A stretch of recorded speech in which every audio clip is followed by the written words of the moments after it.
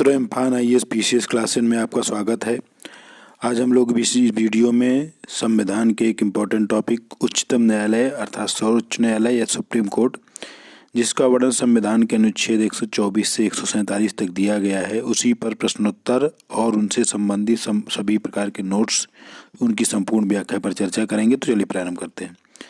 तो आज का पहला क्वेश्चन है कि भारत के सर्वोच्च न्यायालय के संदर्भ में कौन सा कथन सही है।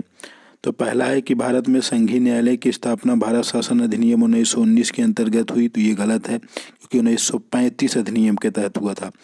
दूसरा, अमेरिकी न्यायालय के समान भारत में भी एकीकृत न्यायालय की स्थापना की गई है। तो ये गलत है। तीसरा है कि मूलतः सर्वोच्च न्यायालय के न्यायाधीशों की संख्या 8 निर्धारित की गई थी, जिनमें एक मुख्य न्यायाधीश तथा 7 अन्य न्यायाधीश थे। तो ये स्टेटमेंट एकदम सही है। चौथा है कि वर्तमान में न्यायाधीशों की कुल संख्या 26 है, जिनमें एक मुख्य न्यायाधीश तथा 25 अन्य न्यायाधीश हैं। तो ये भी गलत है, क्योंकि वर्तमान में 31 न्यायाधीश हैं, जिसमें एक मुख्य न्यायाधीश तथा 30 अन्य न्यायाधीश हैं। तो भारत में संघीय न्यायालय की स्थापना भारत शासन अधिनियम 1935 के अंतर्गत 1 अक्टूबर 1937 को हुई थी। 28 जनवरी 1950 को भारत सर्वोच्च न्यायालय का उद्घाटन किया गया। अमेरिका में द्वैध न्यायालय की व्यवस्था है, जबकि भारत में एकीकृत न्यायालय की व्यवस्था है, इसलिए वो दूसरा वाला ऑप्शन गलत था। मूलतः सर्वोच्च न्यायालय के न्यायाधीशों की संख्या 8 निर्धारित की गई थी, जिनमें एक मुख्य न्यायाधीश तथा 7 अन्य न्यायाधीश थे, लेकिन वर्तमान में इनकी संख्या 31 है, जिनमें एक मुख्य न्यायाधीश और 30 अन्य न्यायाधीश हैं। नेक्स्ट क्वेश्चन, निम्नलिखित में से कौन सा कथन उच्चतम न्यायालय के बारे में सही नहीं है। तो पहला है कि उच्चतम न्यायालय का उद्घाटन 28 जनवरी 1950 को किया गया था, एकदम सही है। दूसरा स्टेटमेंट है कि भारतीय संविधान के भाग 5 में अनुच्छेद 124 से 47 तक उच्चतम न्यायालय के गठन और शक्तियों के बारे में बताया गया, एकदम स्टेटमेंट सही है। तीसरा, उच्चतम न्यायालय के न्यायाधीशों की नियुक्ति राष्ट्रपति करता है, ये भी स्टेटमेंट सही है। चौथा, वर्तमान में उच्चतम न्यायालय में 35 न्यायाधीश हैं, तो यही गलत है, क्योंकि वर्तमान में 30 और एक मुख्य न्यायाधीश मतलब 31 न्यायाधीश हैं। तो उच्चतम न्यायालय का उद्घाटन 28 जनवरी 1950 को किया गया था। भारतीय संविधान के भाग 5 के अनुच्छेद 124 से 147 तक उच्चतम न्यायालय के गठन और शक्तियों के बारे में बताया गया है। उच्चतम न्यायालय के न्यायाधीशों की नियुक्ति राष्ट्रपति करता है। वर्तमान में उच्चतम न्यायालय में 31 न्यायाधीश हैं, जिसमें एक मुख्य न्यायाधीश और 30 अन्य न्यायाधीश मिलाकर 31 हो गए। नेक्स्ट क्वेश्चन है, उच्चतम न्यायालय के न्यायाधीशों की योग्यता से संबंधित कथन में से कौन सा सही है। तो पहला है कि उसे भारत का नागरिक होना चाहिए, एकदम सही है। दूसरा, उसे किसी उच्च न्यायालय में कम से कम 5 साल तक न्यायाधीश होना चाहिए, ये भी सही है। तीसरा, उसे उच्च न्यायालय या विभिन्न न्यायालयों को मिलाकर 10 वर्ष तक वकील होना चाहिए, एकदम सही है। चौथा, राष्ट्रपति की नज़र में उसे सम्मानित विधिवेत्ता या न्यायविद भी होना चाहिए। तो देखिए, ये चारों स्टेटमेंट सही है, अर्थात इसका सही आंसर सी वाला है। नेक्स्ट क्वेश्चन है, उच्चतम न्यायालय के न्यायाधीशों के कार्यकाल के संबंध में कौन सा कथन सही नहीं है। तो पहला है कि वह 62 वर्ष तक की आयु तक पद पर बना रह सकता है। तो ये गलत है, क्योंकि उच्चतम न्यायालय के न्यायाधीशों का जो उम्र है वो 65 वर्ष तक आयु वो बना रह सकते हैं, 62 वर्ष तक नहीं। तो ये गलत हो गया। दूसरा है कि राष्ट्रपति को लिखित त्यागपत्र दे सकता है, एकदम सही है। तीसरा, संसद की सिफारिश पर उसे राष्ट्रपति द्वारा हटाया जाता है, तो ये भी सही है। तो इसमें देखिए पूछा है कौन सा कथन असत्य है। तो पहला वाला असत्य है, क्योंकि इसमें 65 वर्ष तक है। तो वह 65 वर्ष तक आयु तक अपने पद पर बना रह सकता है। उसके मामले में किसी प्रश्न के उठने पर संसद द्वारा स्थापित संस्था इसका निर्धारण करेगी। दूसरा, राष्ट्रपति को लिखित त्यागपत्र दे सकता है। तीसरा, संसद की सिफारिश पर उसे राष्ट्रपति द्वारा हटाया जाता है। राष्ट्रपति के आदेश पर उच्चतम न्यायालय के न्यायाधीश को उनके पद से हटाया जा सकता है। राष्ट्रपति ऐसा तभी कर सकता है जब इस प्रकार हटाए जाने हेतु संसद द्वारा उसी सत्र में संबोधन किया गया हो।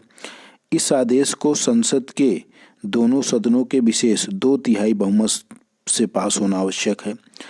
न्यायालय जांच अधिनियम 1968 के अंतर्गत उच्चतम न्यायालय के न्यायाधीश को महाभियोग द्वारा दुर्व्यवहार या सिद्ध कदाचार के आधार पर ही हटाया जाता है।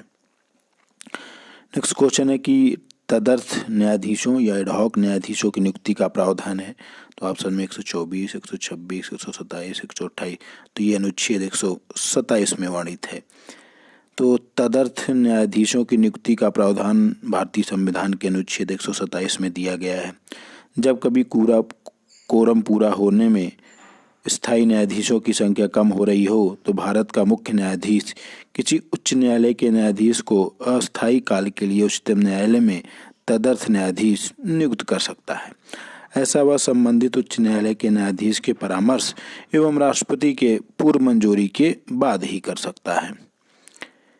नेक्स्ट क्वेश्चन है कि संविधान उच्चतम न्यायालय का स्थान भारतीय संविधान के किस अनुच्छेद में वर्णित है? तो ऑप्शन में है 126, 128, 130, 127, तो ये भारतीय संविधान के अनुच्छेद 130 में है। तो उच्चतम न्यायालय का स्थान भारतीय संविधान के अनुच्छेद 130 में दिया गया है। संविधान में उच्चतम न्यायालय का स्थान दिल्ली घोषित किया गया है, लेकिन मुख्य न्यायाधीश को यह अधिकार है कि उच्चतम न्यायालय का स्थान कहीं और भी नियुक्त कर सकते हैं, लेकिन ऐसा निर्णय वह राष्ट्रपति की अनुमति के बाद ही ले सकते हैं। यह एक ऑप्शनल सब्जेक्ट है, मतलब एक ऑप्शनल व्यवस्था है, न कि अनिवार्य है। नेक्स्ट क्वेश्चन है कि निम्नलिखित कथनों में कौन सा कथन सही है? तो पहला है कि उच्चतम न्यायालय का प्रत्येक न्यायाधीश अपनी शपथ या प्रतिज्ञान राष्ट्रपति के समक्ष संविधान की तीसरी अनुसूची में दिए गए प्रारूप के अनुसार होगा, एकदम सही है। दूसरा है कि उच्चतम न्यायालय के न्यायाधीश सेवानिवृत्ति के पश्चात भारत के राज्य क्षेत्र के भीतर किसी न्यायालय में या किसी प्राधिकारी के समक्ष वकालत या कार्य नहीं कर सकता है, तो ये भी सही है, ये भी सही है, अर्थात दोनों स्टेटमेंट सही है। नेक्स्ट क्वेश्चन है उच्चतम न्यायालय के न्यायाधीश किसकी मंजूरी के पश्चात न्यायालय की प्रक्रिया एवं संचालन हेतु नियम बना सकता है? तो ऑप्शन में है मंत्रिपरिषद, राष्ट्रपति, संसदीय समितियां, उपराष्ट्रपति, तो राष्ट्रपति की सहमति से। तो उच्चतम न्यायालय के न्यायाधीश राष्ट्रपति की मंजूरी के पश्चात न्यायालय की प्रक्रिया एवं संचालन हेतु नियम बना सकता है। वैधानिक मामलों एवं संदर्भों को राष्ट्रपति द्वारा अनुच्छेद 143 के तहत बनाया जाता है और न्यायाधीशों की पीठ 5 न्यायाधीशों द्वारा निर्णय किया जाता है और अन्य मामलों में सामान्यतः 3 न्यायाधीशों की पीठ निर्णय करती है। नेक्स्ट क्वेश्चन है कि सर्वोच्च न्यायालय के संदर्भ में निम्नलिखित में से कौन सा कथन सही है? तो पहला है कि भारत का उच्चतम न्यायालय केवल दिल्ली में ही सीट हो सकता है, तो ये गलत है, कहीं भी हो सकता है। दूसरा, भारत का उच्चतम न्यायालय दिल्ली के अतिरिक्त अन्य स्थानों पर भी सीट हो सकता है, जिसे भारत का मुख्य न्यायाधीश राष्ट्रपति के अनुमोदन से नियत करे, तो एकदम स्टेटमेंट सही है।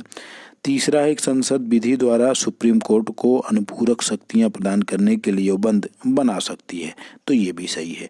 तो पूछा कौन सा कथन सही है, तो दूसरा और तीसरा।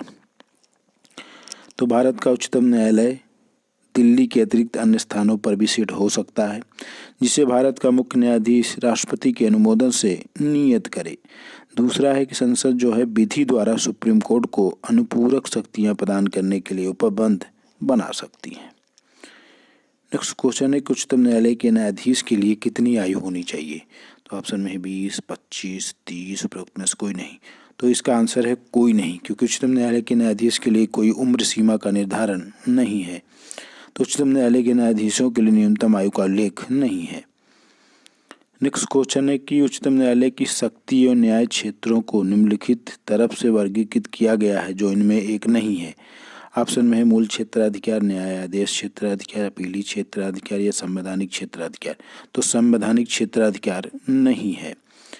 तो उच्चतम न्यायालय की शक्ति और न्याय क्षेत्रों को निम्नलिखित प्रकार से वर्गीकृत किया गया है। पहला है मूल क्षेत्राधिकार, दूसरा है न्यायाधीश क्षेत्राधिकार, तीसरा अपीली क्षेत्राधिकार, चौथा सलाहकारी क्षेत्राधिकार, पांचवा अभिलेखों का न्यायालय, छठवां न्यायिक समीक्षा की शक्ति और सातवां अन्य शक्तियां। नेक्स्ट क्वेश्चन है कि उच्चतम न्यायालय के मूल क्षेत्राधिकार से संबंधित किसी विवाद जो कि संघीय न्यायालय की तरह निर्णय होता है का जो अब इसमें 3 दिया है, तो इसमें कौन सा कथन सही है? तो पहला है कि केंद्र व एक या एक से अधिक राज्यों के बीच, एकदम सही है। दूसरा, केंद्र और कोई राज्य या राज्यों का एक तरफ होना, एकदम सही है। या एक या अधिक राज्यों का दूसरी तरफ होना, ये भी एकदम सही है। तीसरा, दो या अधिक राज्यों के बीच, तो तीसरा स्टेटमेंट भी सही है। तो मूल क्षेत्राधिकार में यही आता है सुप्रीम कोर्ट के, तो तीनों उपरोक्त सही है। तो मूल क्षेत्राधिकार के अंतर्गत देख लेते हैं। तो उच्चतम न्यायालय भारत के संघीय ढांचे के विभिन्न इकाइयों के बीच किसी विवाद पर संघीय न्यायालय की तरह निर्णय देता है। किसी विवाद को जो केंद्र व एक या एक से अधिक राज्यों के बीच हो, केंद्र और कोई राज्य या राज्यों का एक तरफ होना, या एक या अधिक राज्यों का दूसरी तरफ होना, दो या अधिक राज्यों के बीच। उपरोक्त संघीय विवाद पर उच्चतम न्यायालय में विशेष मूल न्याय क्षेत्र निहित है। विशेष का मतलब किसी अन्य न्यायालयों के विवादों को निपटाने में इस तरह की शक्तियां उसे प्राप्त नहीं है, तो ये सुप्रीम कोर्ट को ही प्राप्त है। नेक्स्ट क्वेश्चन है, उच्चतम न्यायालय के न्यायाधीश क्षेत्राधिकार के अंतर्गत सम्मिलित है। बंदी, प्रत्यक्षीकरण, परमादेश, उत्प्रेषण, उपरोक्त सभी, तो ये सभी सम्मिलित हैं न्यायाधीश क्षेत्राधिकार उच्चतम न्यायालय के। तो संविधान ने उच्चतम न्यायालय को नागरिकों के मूल अधिकारों के रक्षक एवं गारंटी के रूप में स्थापित किया है। उच्चतम न्यायालय को अधिकार प्राप्त है कि वह बंदी, प्रत्यक्षीकरण, परमादेश, उत्प्रेषण, प्रतिषेध और अधिकार परीक्षा आदि पर न्यायादेश जारी कर विक्षिप्त नागरिकों के मूल अधिकारों की रक्षा करें। तो ये हमने जब मूल अधिकार पढ़ा है तो वहाँ पे सबको विस्तृत पढ़े हैं हम लोग। नेक्स्ट क्वेश्चन है कि संविधान के अनुच्छेद 143 राष्ट्रपति किन मामलों में उच्चतम न्यायालय से राय लेने का अधिकार देता है। तो पहला है सार्वजनिक महत्व के किसी मसले पर विधिक प्रश्न उठने पर, एकदम सही है। दूसरा, किसी पूर्व संवैधानिक संधि, समझौते आदि मामलों पर विवाद उत्पन्न होने पर, तो दोनों स्टेटमेंट सही है। तो देखिए इसमें ये वाला आंसर सही है। तो संविधान के अनुच्छेद 143 राष्ट्रपति निम्न मामलों में उच्चतम न्यायालय से राय लेने का अधिकार देता है। पहला, सार्वजनिक महत्व के किसी मसले पर विधिक प्रश्न उठने पर। दूसरा, किसी पूर्व संवैधानिक संधि, समझौते आदि मामलों पर विवाद उत्पन्न होने पर। इम्पोर्टेंट पॉइंट ये आपको ध्यान देना है कि पहले मामले पर उच्चतम न्यायालय अपना मत दे भी सकता है और देने से इनकार भी कर सकता है, लेकिन दूसरे मामले में उच्चतम न्यायालय द्वारा राष्ट्रपति को अपना मत देना 100% इनवार है, मस्ट है। नेक्स्ट क्वेश्चन है कि संविधान के अनुच्छेद 129 के तहत भारत का सर्वोच्च न्यायालय एक अभिलेख न्यायालय, जिसे इंग्लिश में कोर्ट ऑफ रिकॉर्ड कहते हैं। इस संदर्भ में निम्नलिखित में से कौन सा कथन सही है।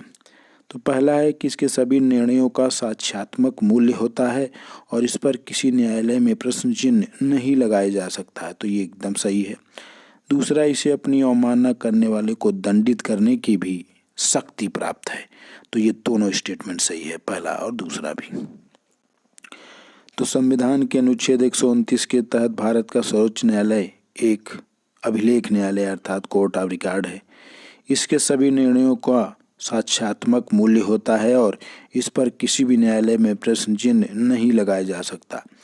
इसे अपनी अवमानना करने वालों को दंडित करने की शक्ति है। इसके लिए 6 वर्ष सामान्य जेल या 2000 तक या अर्थदंड या दोनों हो सकता है। न्यायालय की अवमानना सिविल या आपराधिक दोनों प्रकार की हो सकती है। 1991 में न्यायालय ने निर्णय दिया कि दंड देने का यह अधिकार उच्चतम न्यायालय, उच्च न्यायालय और अधीनस्थ न्यायालय को भी प्राप्त है। नेक्स्ट क्वेश्चन है कि भारत के सर्वोच्च न्यायालय के पास न्यायिक पुनर्विलोकन, जुडिशियल रिव्यू की शक्ति है, जिसका आशय है। पहला है कि राज्य उच्च न्यायालय के निर्णयों के पुनर्विलोकन की शक्ति, मंत्रिपरिषद के कार्यकारण के पुनर्विलोकन की शक्ति, भारत के राष्ट्रपति को परामर्श देने की शक्ति। चौथा है विधानमंडल द्वारा पारित एक अधिनियम अथवा उसके किसी भाग को संवैधानिकता का निर्णय देने की शक्ति। तो इसका सही आंसर चौथा वाला है। तो उच्चतम न्यायालय में न्यायिक समीक्षा की शक्ति निहित है। इसके तहत वह केंद्र व राज्य दोनों स्तरों पर विधायी एवं कार्यकारी आदेशों की संवैधानिकता की जांच की जाती है। संसद या राज्य विधानमंडल द्वारा पारित कोई विधेयक संवैधानिक प्रावधानों का उल्लंघन करता है तो ऐसी विधि को सर्वोच्च न्यायालय उल्लंघन की सीमा तक अवैध या शून्य घोषित कर सकता है। तो इसका सही आंसर चौथा वाला है। नेक्स्ट क्वेश्चन है कि जनहित याचिका PIL के संदर्भ में निम्नलिखित कथनों में कौन सा सही है। तो पहला है कि इस संकल्पना की उत्पत्ति एवं विकास संयुक्त राज्य अमेरिका में हुआ, तो ये एकदम सही है। दूसरा, भारत में इसकी उत्पत्ति 1980 के दशक में हुई थी, एकदम सही है। तीसरा, भारत में इसके प्रवर्तक न्यायमूर्ति VR कृष्णैयर और PN भागवती माने जाते हैं, ये एकदम सही है। चौथा है, इसे केवल सर्वोच्च न्यायालय में प्रस्तुत किया जा सकता है, तो ये गलत है। ये सर्वोच्च न्यायालय और उच्च न्यायालय, जो राज्यों में उच्च न्यायालय होते हैं, उन दोनों में प्रस्तुत किए जा सकते हैं। तो पूछा कौन सा कथन सही है, तो C वाला 1, 2, 3, चौथा नहीं सही है। तो PIL या जनहित याचिका, इस संकल्पना की उत्पत्ति एवं विकास संयुक्त राज्य अमेरिका में 1960 के दशक में हुआ था। भारत में इसकी उत्पत्ति 1980 के दशक में हुई थी। भारत में इसके प्रवर्तक न्यायमूर्ति VR कृष्णैयर और PN भागवती माने जाते हैं। इसे सर्वोच्च न्यायालय और उच्च न्यायालय दोनों में प्रस्तुत किया जा सकता है। नेक्स्ट क्वेश्चन जनहित याचिका से ही है कि जनहित याचिका से के संबंध में कौन सा कथन सही है। तो पहला है कि सार रूप से कोई तृतीय पक्ष न्यायालय के समक्ष जनहित के मामले प्रस्तुत कर सकता है। दूसरा है कि सर्वोच्च न्यायालय किसी नागरिक द्वारा पत्र अथवा पोस्टकार्ड द्वारा अपने मौलिक अधिकारों के संरक्षण के लिए अनुरोध पर कार्रवाई कर सकता है। तो ये दोनों स्टेटमेंट सही है। तो सार रूप से कोई तृतीय पक्ष न्यायालय के समक्ष जनहित के मामले प्रस्तुत कर सकता है, अर्थात इसके अंतर्गत कोई जन भावना वाला व्यक्ति या सामाजिक संगठन किसी भी व्यक्ति या व्यक्तियों के समूह को अधिकार दिलाने के लिए न्यायालय में जा सकता है। सर्वोच्च न्यायालय किसी नागरिक द्वारा पत्र अथवा पोस्टकार्ड द्वारा अपने मौलिक अधिकारों के संरक्षण के लिए अनुरोध करने पर कार्रवाई कर सकता है। जनहित याचिका को किसी एक व्यक्ति के अन्य व्यक्ति के खिलाफ अपने अधिकार का दावा और किसी लागू करने के लिए दाखिल नहीं किया जा सकता, अर्थात इसका आशय सार्वजनिक हित को आगे बढ़ाना और अच्छा करना होता है। तो ये पॉइंट बहुत इंपॉर्टेंट है। नेक्स्ट क्वेश्चन है कि संविधान का व्याख्याकार और संरक्षक कौन है। तो इसका सही आंसर है सर्वोच्च न्यायालय। सर्वोच्च न्यायालय ही संविधान का व्याख्याकार और प्रमुख संरक्षक है। तो भारत के उच्चतम न्यायालय को संविधान का रक्षक कहा जाता है और समय समय पर सुप्रीम कोर्ट द्वारा संविधान की रक्षा की गई है। संवैधानिक व्यवस्था के माध्यम से ही उच्चतम न्यायालय को इतना महत्व और इतनी शक्ति दी गई है।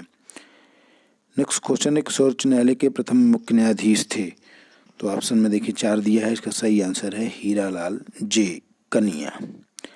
तो सर्वोच्च न्यायालय के प्रमुख न्यायाधीश और मुख्य न्यायाधीश हीरालाल J कनिया थे, जो कि 26 जनवरी 1950 से 6/11/1951 तक थे। जबकि प्रथम महिला न्यायाधीश फातिमा बीबी थी। ये भी क्वेश्चन कई बार पूछा गया है, प्रथम महिला न्यायाधीश, तो ये फातिमा बीबी थी।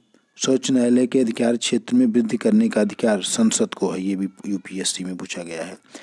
सर्वोच्च न्यायालय के न्यायाधीश को केवल कदाचार और असमर्थता के आधार पर अपने पद से हटाया जा सकता है। भारत में उच्चतम न्यायालय के न्यायाधीशों की संख्या बढ़ाने की शक्ति संसद के पास है। नेक्स्ट क्वेश्चन है कि निम्नलिखित में से कौन सा कथन सही है। तो पहला है कि कमल नारायण सिंह भारत के सबसे कम समय तक के न्यायाधीश थे। सही है, इनका सबसे कम कार्यकाल था। दूसरा, जस्टिस YV चंद्रचूड़ भारत में सबसे लंबे समय तक कार्यरत न्यायाधीश थे। ये भी एकदम सही है। तीसरा है कि भारत के मुख्य न्यायाधीश की नियुक्ति राष्ट्रपति द्वारा की जाती है और वो अपने पद पर 65 वर्ष तक रह सकता है। तो तीनों स्टेटमेंट एकदम सही है। तो कमल नारायण सिंह भारत के सबसे कम समय तक के न्यायाधीश थे, वो मात्र 17 दिन के लिए थे। जस्टिस YV चंद्रचूड़ भारत में सबसे लंबे समय तक कार्यरत न्यायाधीश थे। वो 2696 दिन तक थे। और भारत के मुख्य न्यायाधीश की नियुक्ति राष्ट्रपति द्वारा की जाती है और अपने पद पर 65 वर्ष तक रह सकता है। नेक्स्ट क्वेश्चन है कि निम्नलिखित में से कौन सा सुमेलित नहीं है। तो पहला है कि अनुच्छेद 124 उच्चतम न्यायालय की स्थापना और गठन से संबंधित है। तो एकदम सही है। दूसरा, अनुच्छेद 125 न्यायाधीशों के वेतन से संबंधित है। ये भी सही है। तीसरा, अनुच्छेद 126 तदर्थ न्यायाधीशों की नियुक्ति से, तो ये गलत है। और चौथा है कि अनुच्छेद 127 जो है कार्यकारी मुख्य न्यायमूर्ति की नियुक्ति से, तो ये भी गलत है, क्योंकि 126 जो है वो कार्यकारी मुख्य न्यायाधीशों की नियुक्ति से संबंधित है और 127 वाला जो है वो तदर्थ न्यायाधीशों की नियुक्ति से संबंधित है। तो इसमें पूछा कौन सा सुमेलित नहीं है, तो तीसरा और चौथा।